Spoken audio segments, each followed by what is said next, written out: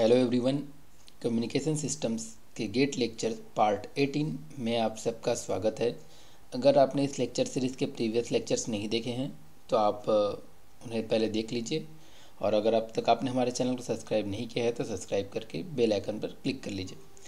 इस पार्ट में हम कवर करेंगे वाइड बैंड एफएम को। प्रीवियस क्लास में हम लोग एफएम सिग्नल और टाइप्स ऑफ एफएम सिग्नल देख चुके थे, जिसमें हम एनबीएफएम को कवर कर चुके थे। इसमें हम डब्ल्यूबीएफएम को कवर करेंगे और उसका पावर और बैंडविड्थ कैलकुलेशन करेंगे। इससे रिलेटेड हैंड रिटन नोट्स आप हमारे डिस्क्रिप्शन में दी हुई लिंक पर जाकर डाउनलोड कर सकते हैं। डिस्क्रिप्शन में और भी यूज़फुल लिंक्स दी हुई हैं, आप उन्हें भी चेकआउट कर सकते हैं।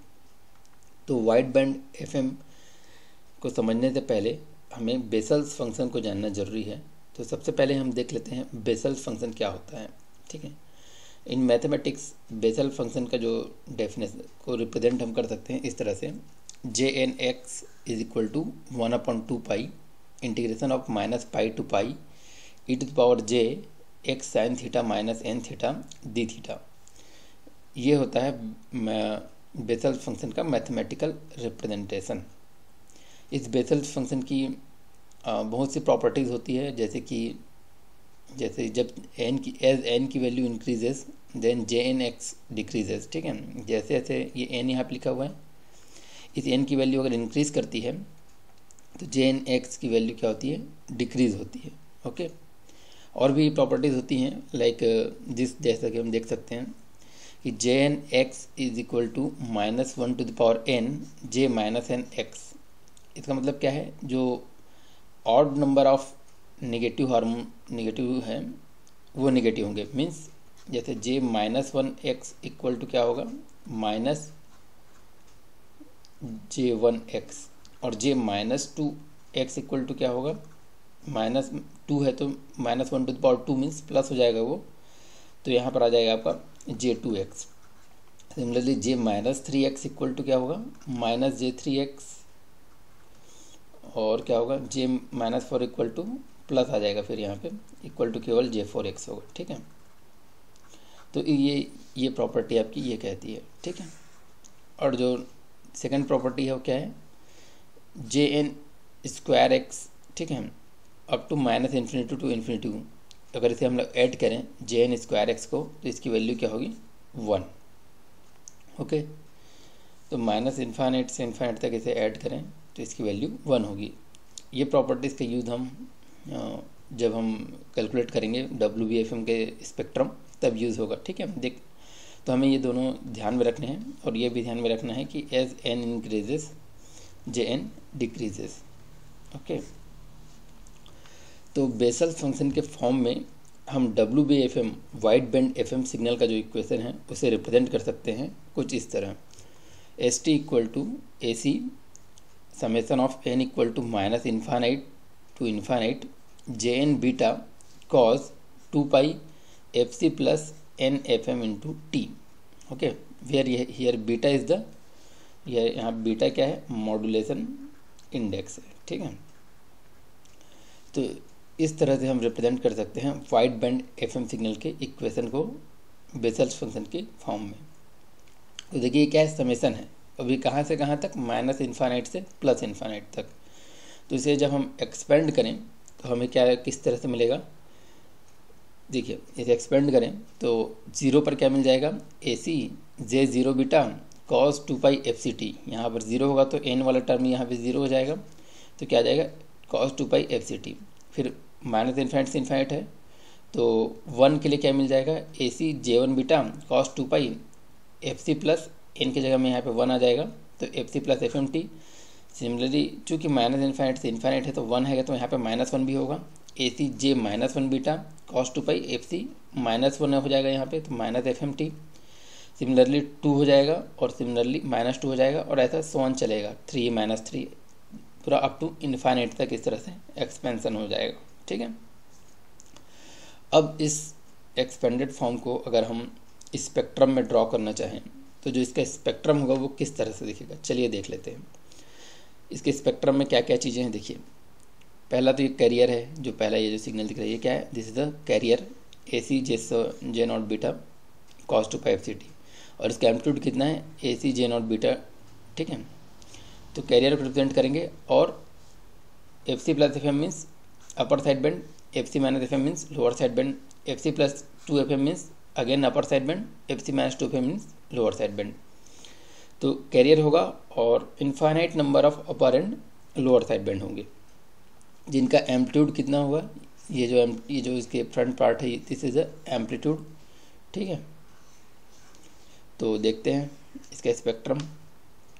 इसका स्पेक्ट्रम ये होगा, देखिए यहाँ पे एफ सी पर जो है ये है कैरियर, इसका एम्पलीट्यूड डबल साइडेड स्पेक्ट्रम है तो A C J not beta divide by 2, ठीक है, this is the amplitude.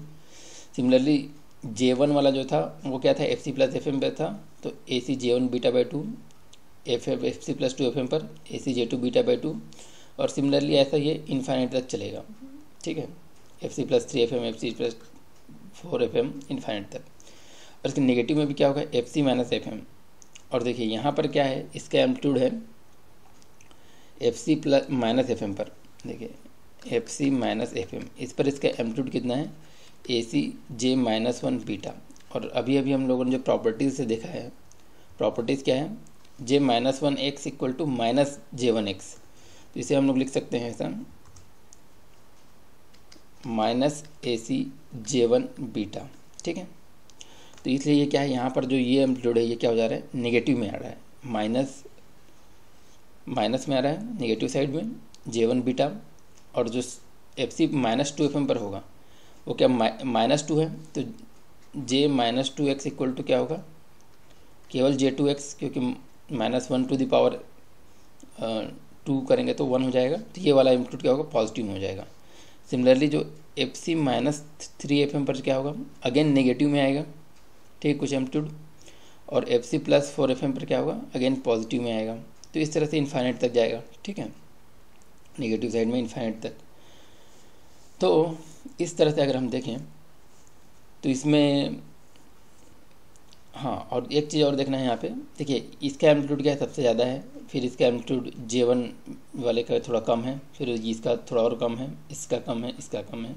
Similarly इसका एम्पलीट्यूड सबसे ज़्यादा, फिर इसका थोड़ा कम, फिर इसका कम। ऐसा कम क्यों हो रहा है, बिकॉज जो बेसल फंक्शन इसकी प्रॉपर्टी क्या है, जैसे जैसे n इंक्रीज़ होगा Jn x क्या होगा, डिक्रीज़ होगा।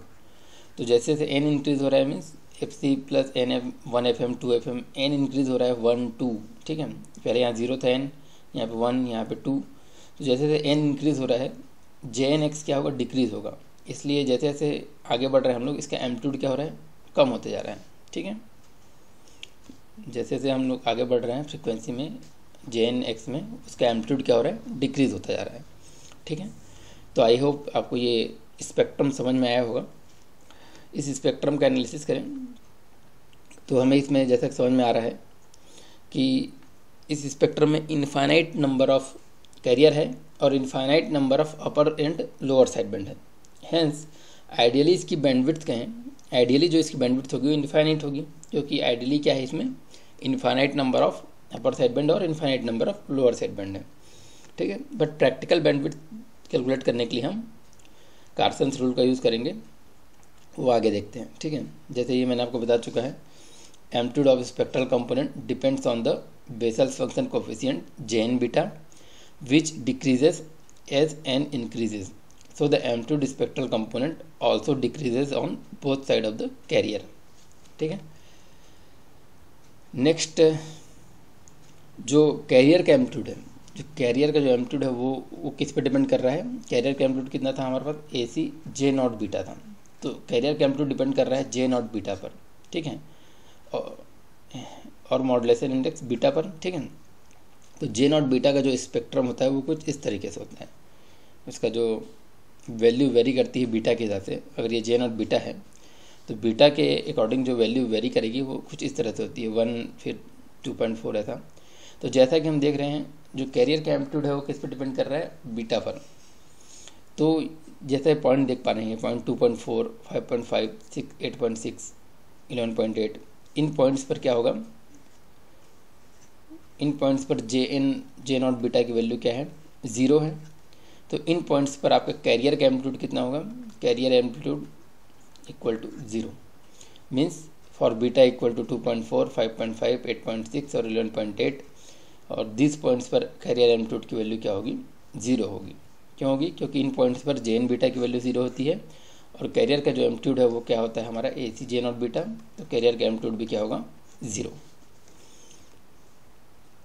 देख सकते हैं Bessel function J N beta equal to 0 when beta equal to 2.4, 5.5, 8.6, 11.8 for this value of beta the amplitude of the carrier component of the spectrum is 0 and जब आपका career का amplitude 0 होगा तो उस वक्त क्या होती है हमारी मॉड्यूलेशन एफिशिएंसी कितनी होती है, 100% या फिर क्या कहें 1। तो इन पॉइंट्स पर मॉड्यूलेशन एफिशिएंसी क्या कह सकते हैं हम लोग, 1। ठीक है, modulation efficiency equal to 1 at this values of beta. जैसा कि मैंने आपको बताया कि प्रैक्टिकल बैंडविड्थ जो होती है वो क्या होती है, इनफाइनाइट होती है। बट हमारा जो हम फॉर प्रैक्टिकल पर्पस हमें क्या करना है, बैंड को लिमिट करना पड़ता है, बैंडविड्थ को। तो कितने बैंडविड्थ को हम इसकी बैंडविड्थ मान सकते हैं और बाकी बैंडविड्थ को हम इग्नोर कर सकते हैं। तो इसके लिए कार्सन्स ने रूल दिया है, जिसे हम कहते हैं कार्सन्स रूल।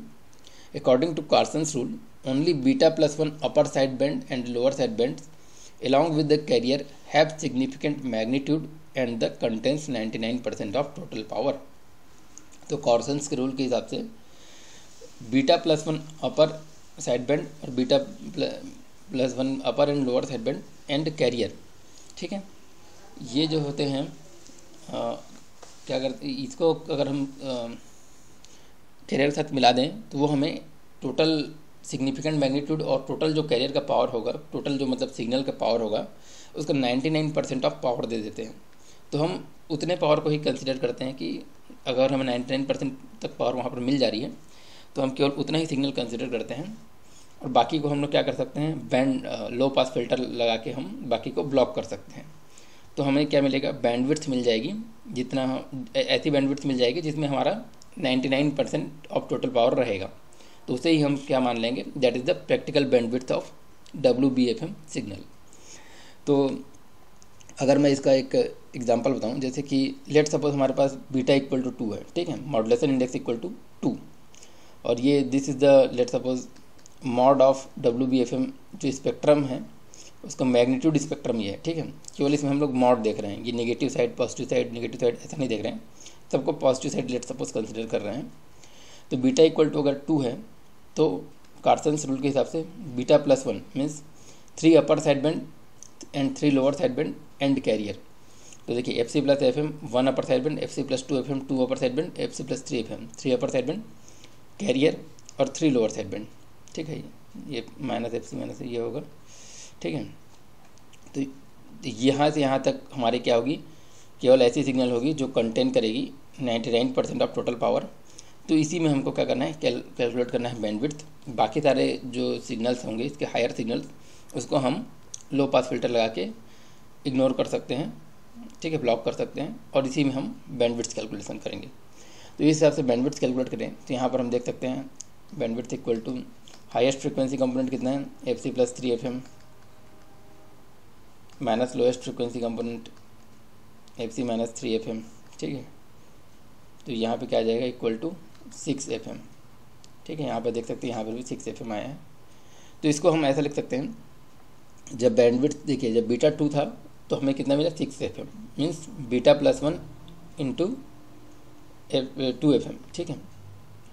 तो इसे हम इस तरह से लिख सकते हैं, bandwidth equal to beta plus 1 into 2 into FM, ये हमारा क्या होगा, बैंडविड्थ होगा, ठीक है। और इसे थोड़ा जैसा कि हम जानते हैं फ्रीक्वेंसी मॉड्यूलेशन में बीटा को हम लोग क्या लिख सकते हैं, बीटा को लिख सकते हैं del F frequency deviation divide by FM। तो बीटा को हमने लिख दिया del F divide by FM plus 1 into FM आ जाएगा यहाँ पे, इसको मल्टीप्लाई कर दिए तो क्या आ जाएगा 2 डेल एफ प्लस 2 FM, ठीक है। तो बैंडविड्थ इक्वल टू ये भी लिख सकते हैं 2 डेल एफ प्लस 2 FM या फिर bandwidth equal to 2 beta plus 1 into FM, ठीक है।